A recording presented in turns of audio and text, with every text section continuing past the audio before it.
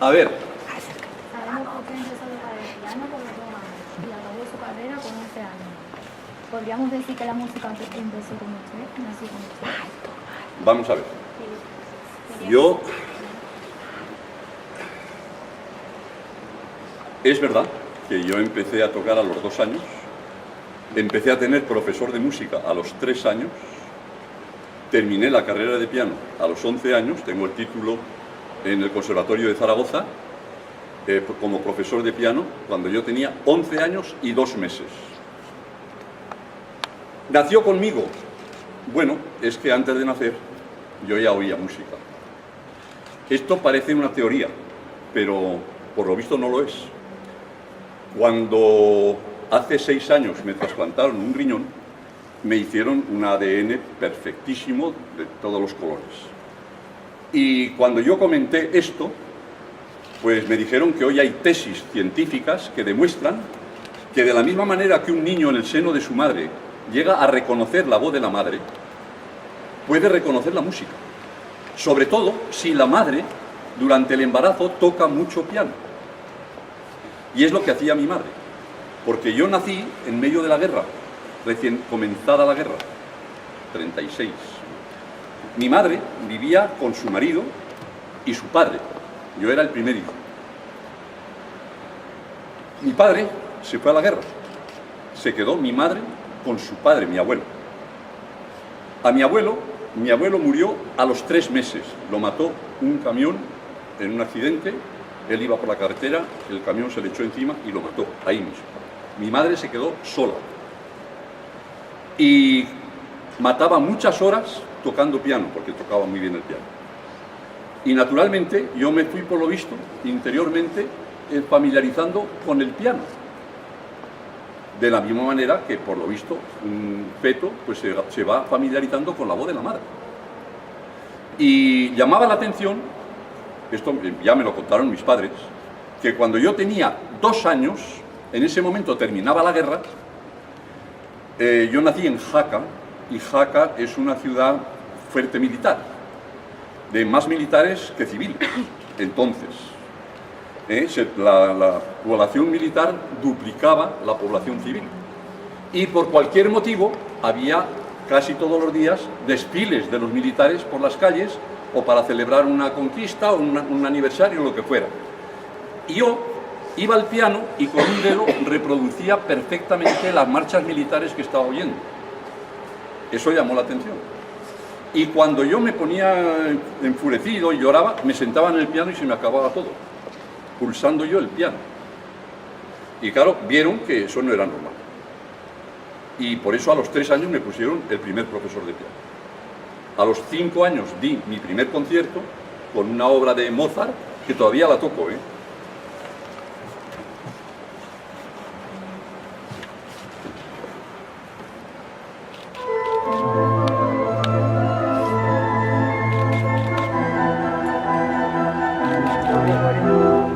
Esta, la marcha turca de Mozart. La toqué por primera vez a los 5 años en un homenaje que se le hacía al entonces Papa Pío XII. En un teatro, y de premio me dieron un billete de 5 pesetas, un duro, que naturalmente nunca había estado en un bolsillo mío. Un duro era un capital. En el año 39, un duro era un capital. Me lo quitaron enseguida. Y me lo quitaron y lo conservo, porque mi madre tuvo el buen gusto de conservarlo. La primera peseta, que eran 5, la primera peseta que yo gané con la música, y fue a los 5 años. Ya entonces, naturalmente, había empezado los estudios de piano, los oficiales, pero no se podía uno examinar hasta los 8 años en el Conservatorio de Zaragoza. Naturalmente, cuando yo me pude empezar a examinar, ya llevaba muchísimo piano hecho, y a los 11 años ya había hecho toda la carrera, absolutamente. Tengo además, con máximas notas, toda la carrera de piano terminada a los 11 años. Lo que pasa es que yo, para ese momento, ya había decidido ser cura. Y claro, el piano pues no me iba a servir de mucho. Y entonces pues ya me dediqué al órgano. Mi profesor de piano había sido el organista de la Catedral de Jaca, y que me hacía tocar el órgano a veces para suplirle a él en la catedral, Y naturalmente yo me iba familiarizando con el órgano. Y claro, el órgano sí que podía ser mucho más afín a la vida que yo como cura iba a llevar. Y por eso ya desde entonces órgano, toda la vida.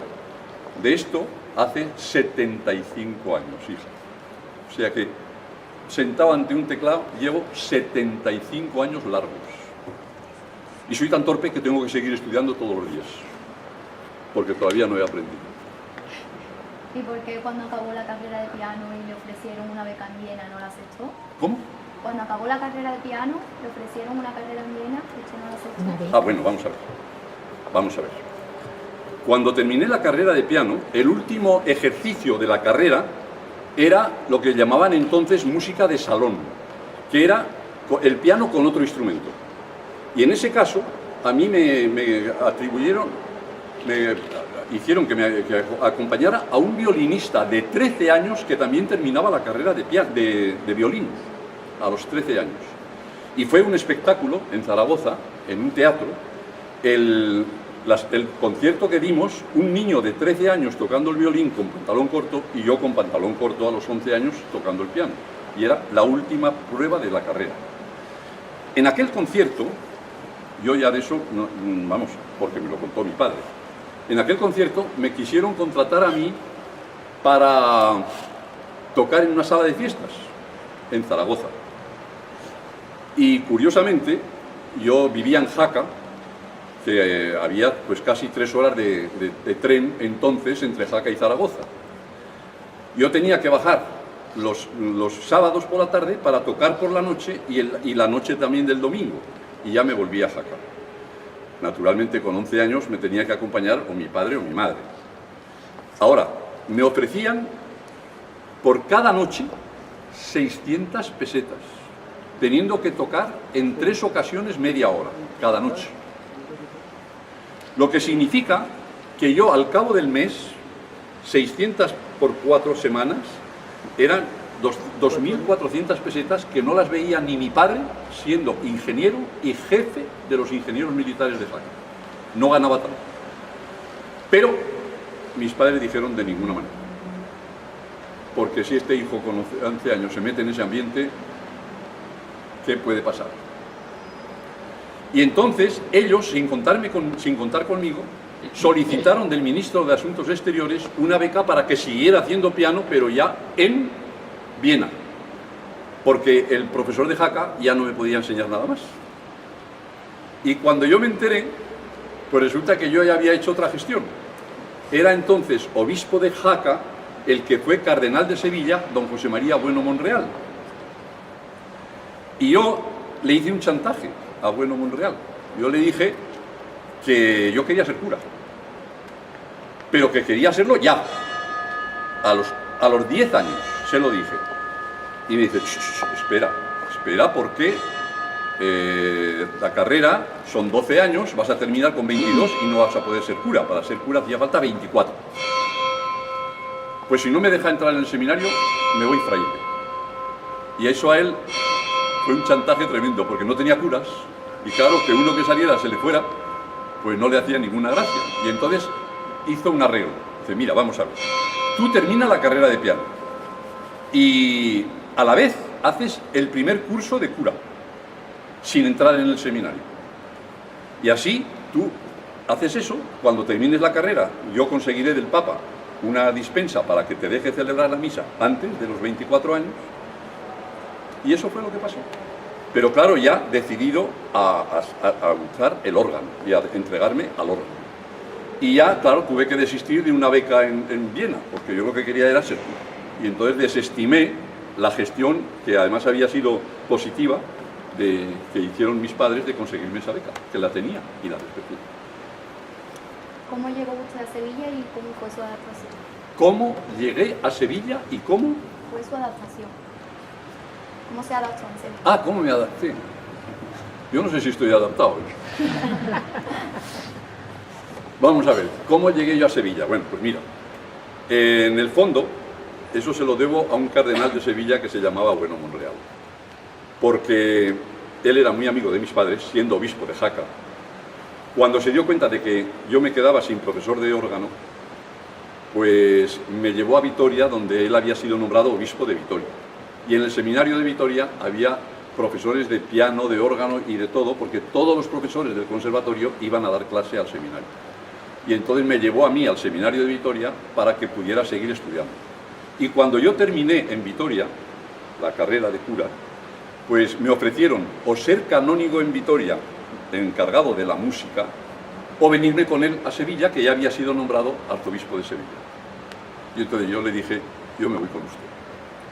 Y me vine a Sevilla por él. Cuando yo llegué aquí, resulta que el organista entonces era don Norberto Almandoz, gran músico y muy querido, pero que se jubilaba el año siguiente. Y entonces el cardenal me mandó a mí a un pueblo para que ejerciera de cura, un pueblo de aquí, ejerciera de cura y contando con un órgano que acababan de estrenar, pudiera preparar la oposición para entrar en la catedral. Y ese pueblo se llama Ubrique, en la provincia de Cádiz, que entonces era diócesis de Sevilla. Y allí estuve yo, pues casi un año, hasta que se convocó la oposición. Vinieron dos más a competir, pero cuando vieron que me presentaba yo, pues se fue. Y entonces, pues bueno, yo gané la plaza, o me la dieron, aquí, en este órgano. Entonces estaba ahí el órgano, los teclados estaban ahí, estos son nuevos. Y hace 54 años.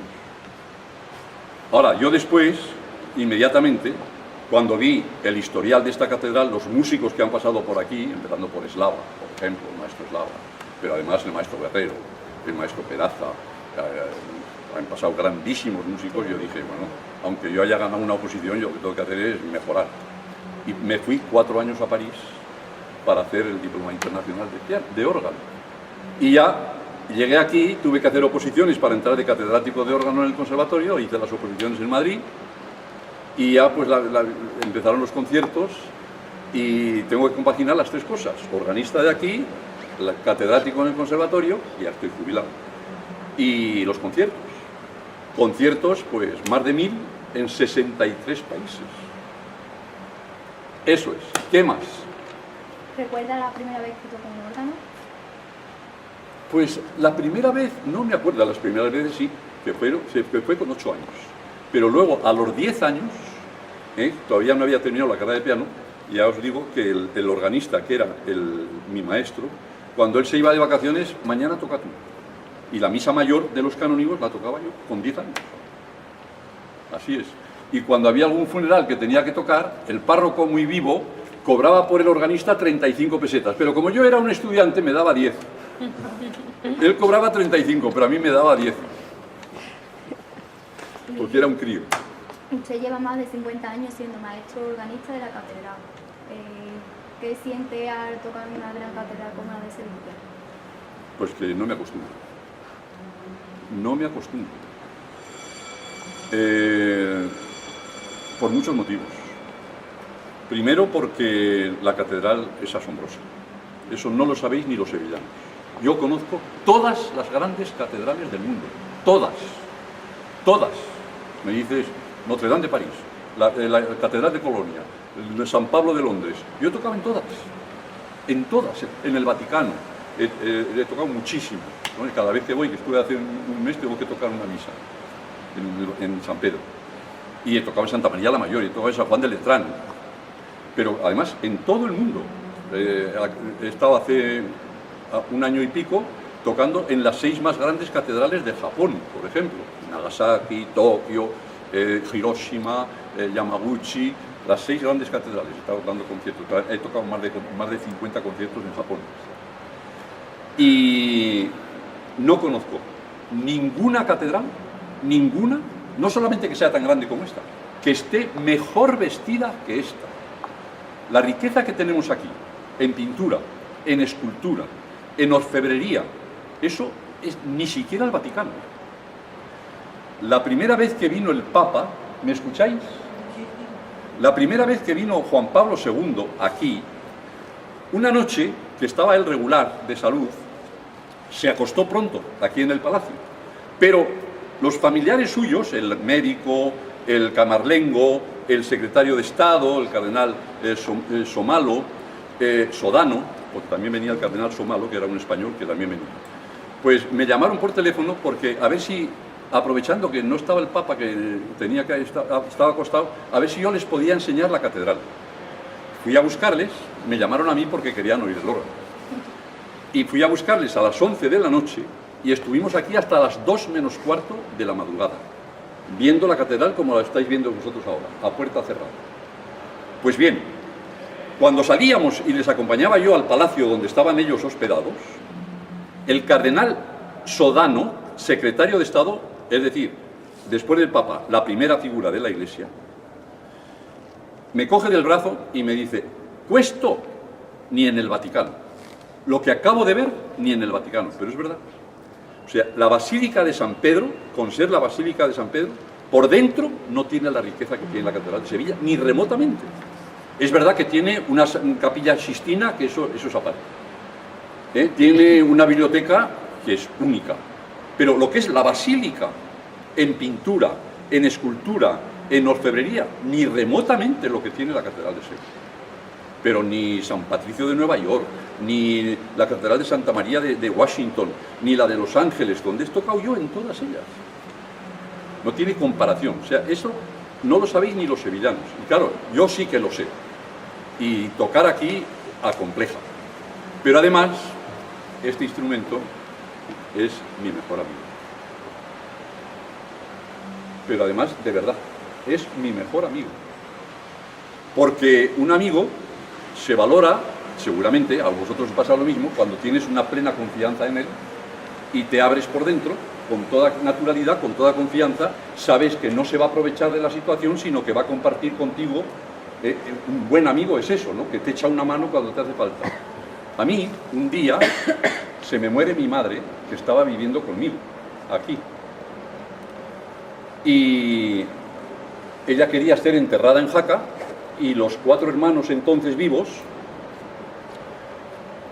pues nos la llevamos a Jaca, a enterrar a Jaca. A la vuelta, el avión nos deja en San Pablo, en el aeropuerto, y habían venido los familiares de mis hermanos, estaban todos casados y tal, habían venido a recogerles a las 11 de la noche, una cosa así. Yo no tenía nadie. Me vine en el coche con mi hermana, con la familia de mi hermana, y me dejaron en la puerta de casa. Cuando yo entré en mi casa, abrí la puerta y la vi oscura, cosa que no había pasado nunca, porque cuando yo iba de viaje, a la vuelta mi madre estaba siempre esperando hasta que yo llegara. Siempre. Viniera de donde viniera, a la hora que viniera, siempre estaba sentada esperándome con la luz. Por primera vez, aquella noche no estaba. A mí se me cayó la casa encima. No sé si lo entenderéis o no. Se me cayó la casa encima. Y ahora, ¿a quién llamo yo? ¿Con quién me desahogo? No puedo llamar a mi hermana, que está en la misma situación que yo, aunque esté con su familia. Ni a mi hermano, ni al otro hermano. Me voy abajo, al órgano. Me bajé aquí y estuve toda la noche tocando aquí. No os podéis imaginar hasta qué punto me sentí comprendido por el órgano. El órgano aquella noche, cuando cantaba, lloraba conmigo.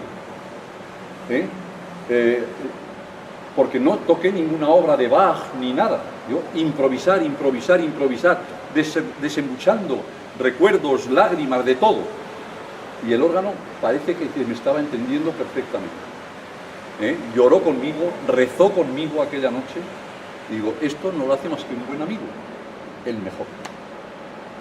Desde ese momento, y me pasa, hace poco ha muerto un amigo, un hermano mío, médico, Javier, doctor Ayarra, y lo mismo. Llegué a casa por la noche y no podía más, y me levanto y me marcho al órgano. Y bajé aquí y estuve lo mismo, desembuchando música y el órgano que me comprende, que habla el mismo idioma que yo, que llora conmigo, que reza conmigo. Y eso, encontrarlo a cualquier hora a mi disposición, eso es un gran.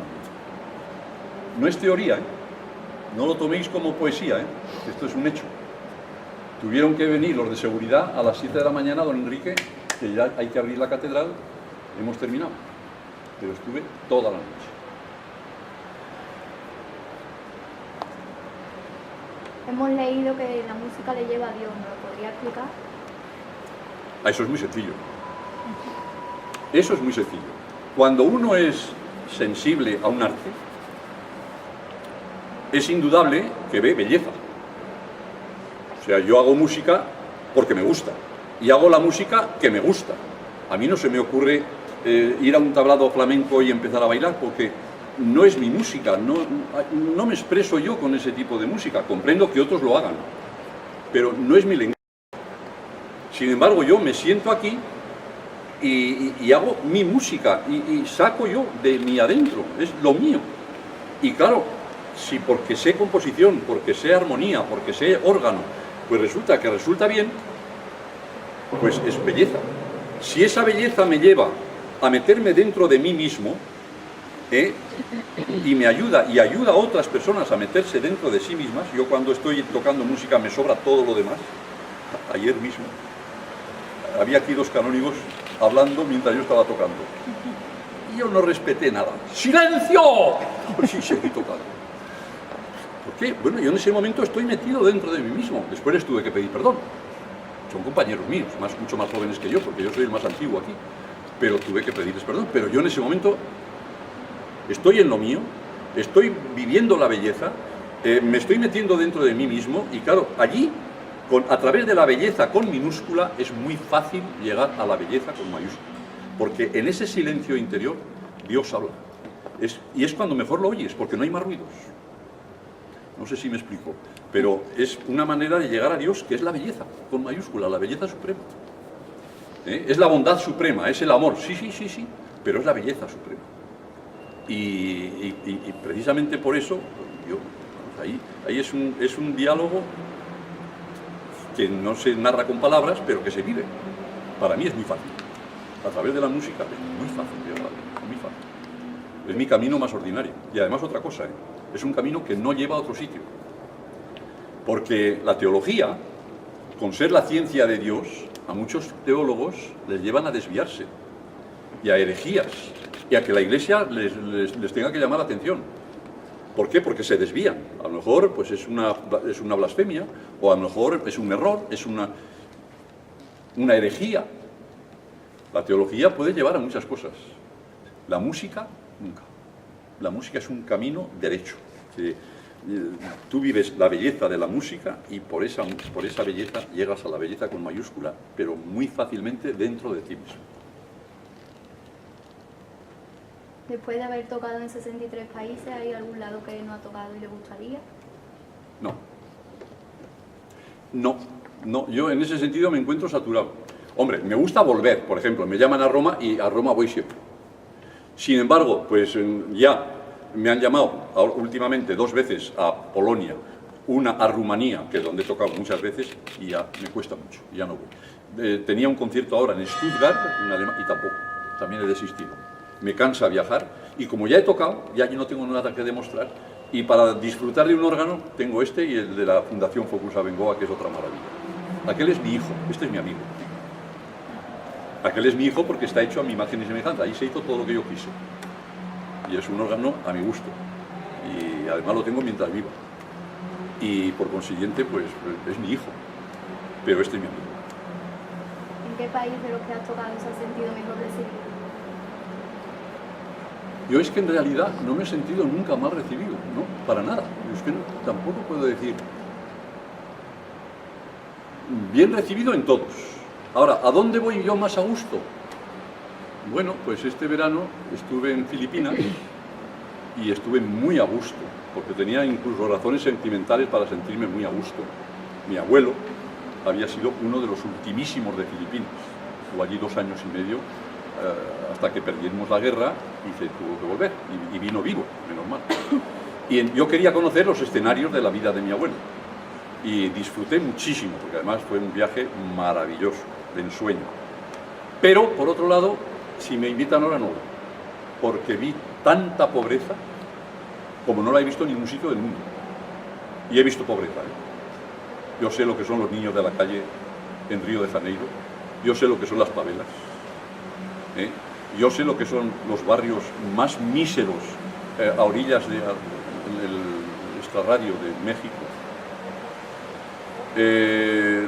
Conozco la India, he tocado en Mumbai, sé de miseria mucho. Pero lo que he visto ahora en Filipinas, eso no se ve en ningún sitio. Porque son pobres que están ya tan rendidos que no se consideran con fuerzas para poder salir de su situación. Ya ni piden, ya no ponen ni la mano. Y tú pasas y ves que la gente pasa, y pasa de largo, pues porque están habituados ya. Y he visto a una pobre mujer de unos 30 o 40 años, tumbada en el suelo, en un parque, con un pedazo de cartón a sus pies, y allí un bebé de unos 8 o 10 meses, completamente desnudo, ella casi desnuda, sin fuerza para coger al niño y llevárselo a su regazo, pero aprisionándolo con sus tobillos, cogida el niño de aquí de las caderas, para que no se lo robaran, sin otra fuerza y sin nada. Algo, porque en otros sitios he visto la pobreza, ya lo creo, pero por lo menos te sale un niño y te pide.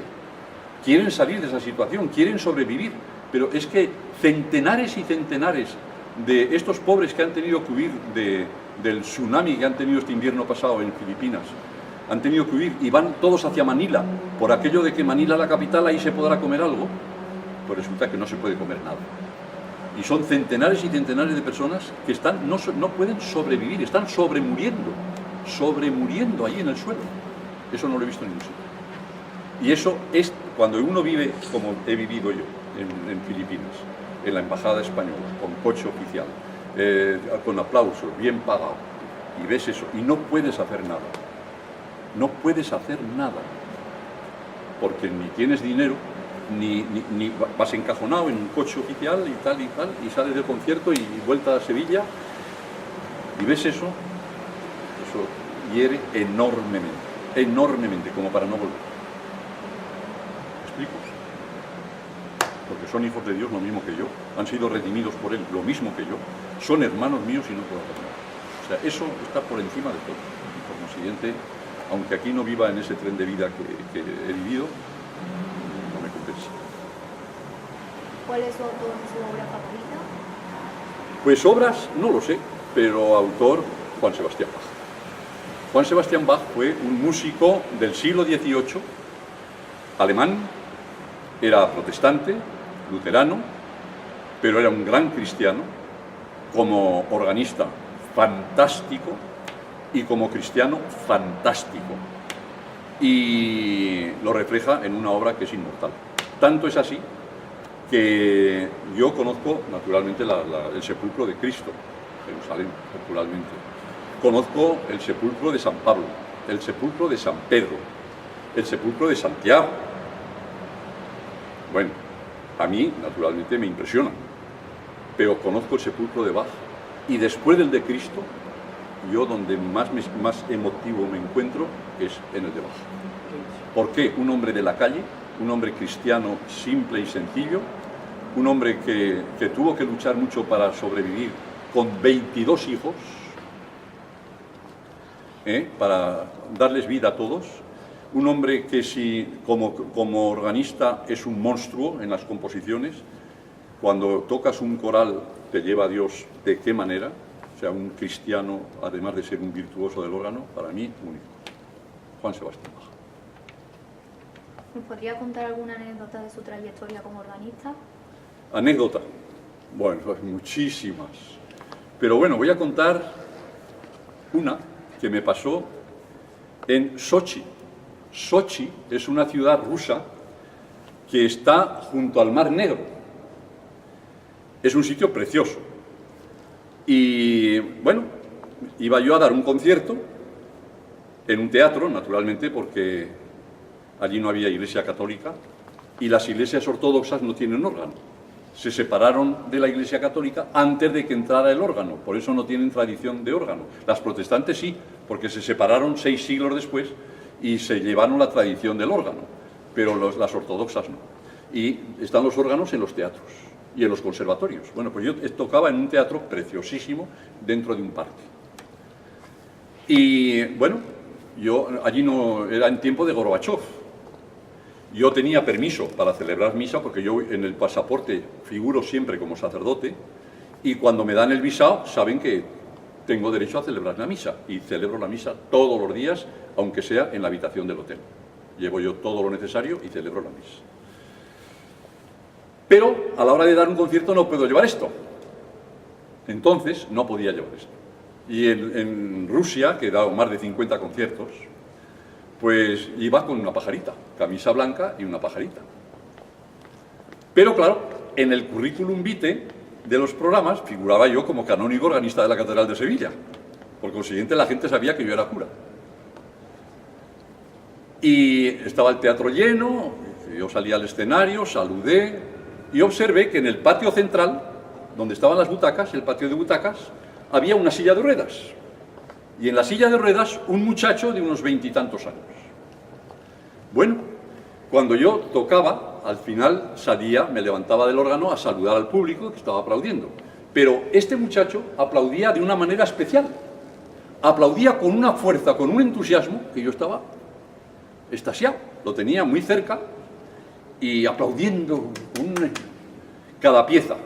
Bueno, terminó el concierto y bueno, yo me quedé en el camerino y allí entraron periodistas y bueno, y ya la intérprete, que claro, yo llevaba siempre una intérprete de ruso, porque yo el ruso no lo hablo, que me acompañaba al hotel.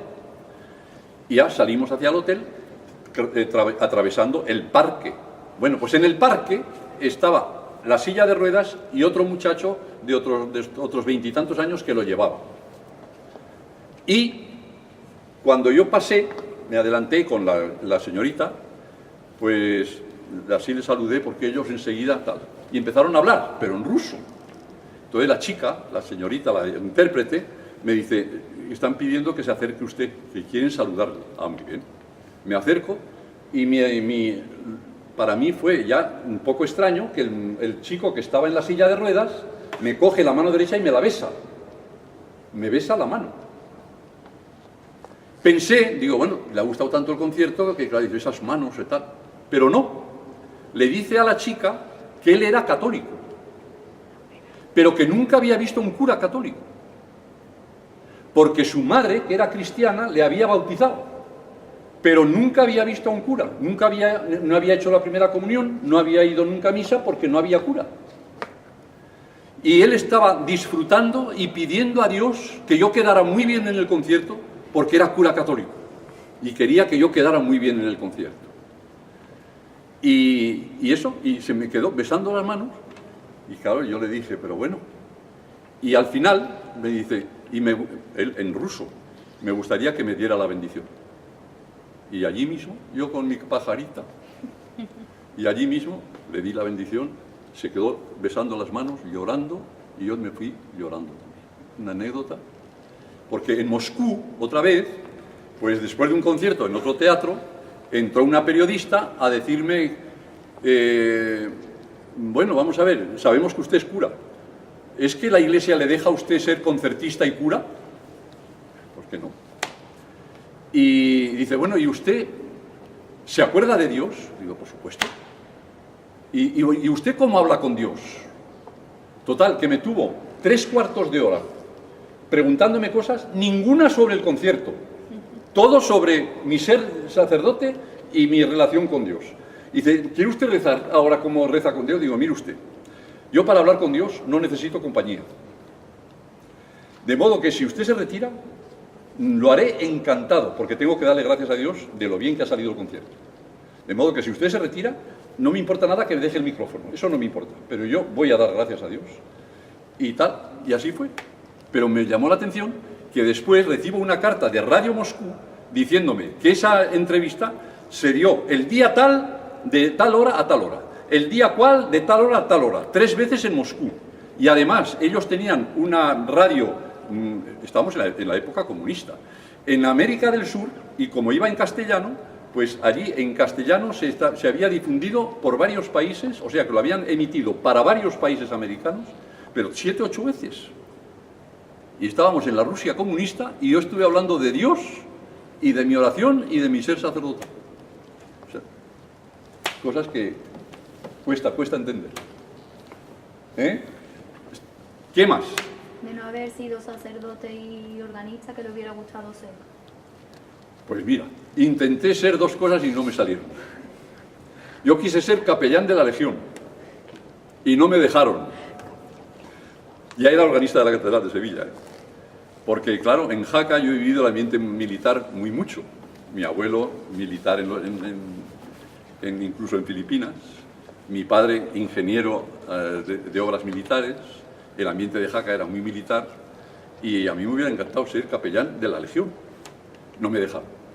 Además quise ser paracaidista y resulta que pesaba más de 80 kilos y me dijo el capitán general que ni hablar, era muy amigo mío, García González Gallarza, que fue capitán general del aire aquí, que vivía en San Vicente, donde estaba yo de cura, y nos veíamos todas las mañanas. Sí. Hombre, déjeme tal. No, porque es un riesgo con sus kilos, es un riesgo. Tenía 80 y tantos kilos y no me dejó aprender esto. Esas son dos vocaciones frustradas. Muchas gracias. Ha sido un placer. ¿Ah, sí? Muchas gracias por esas bonitas palabras.